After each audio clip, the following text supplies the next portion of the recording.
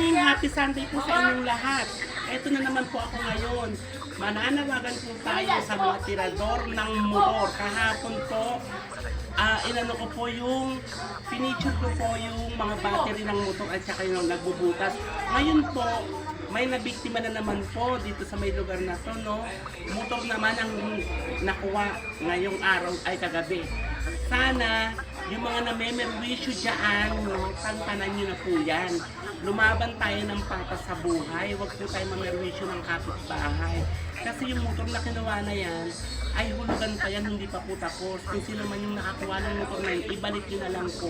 Mahingi po kayo ng sorry dun sa may taong kinuhaan nyo ng motor. No?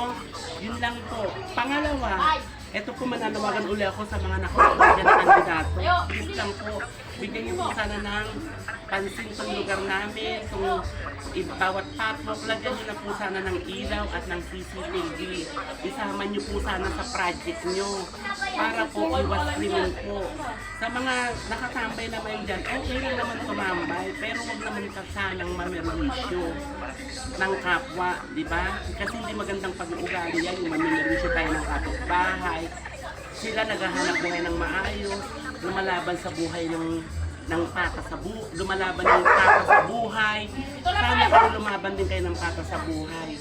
Sa mga barangay tanong, sa mga transport, sana po pakiikutan niyo po ito gabi-gabi para maiwasan po yung mga ganyang krimen na nagaganap, yung nakawan ng mga motor, nagbubutas ng gulong, nagnanakaw ng battery ng motor.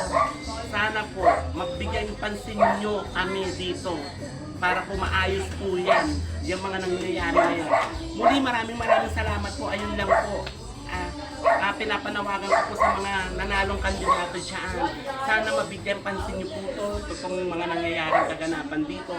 At isama niyo po sa project niyo yung CCTV at lagyan po ng ilaw ang bawat patwalk. Marami pong salamat. O ito na po, magka-shoutout lang po muna ako, ha. Konti lang po ito.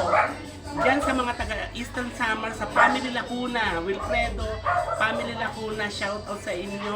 Entrata Family, Manuel, Celino Family, Barrientos, Mertola, Ray Rinalda, Reginald Pawang, Villagracia Family, Villamor Family, Alman Family, Blasco Family, Delmo Family, Anselmo Family, Oriada Family, sino pa ba?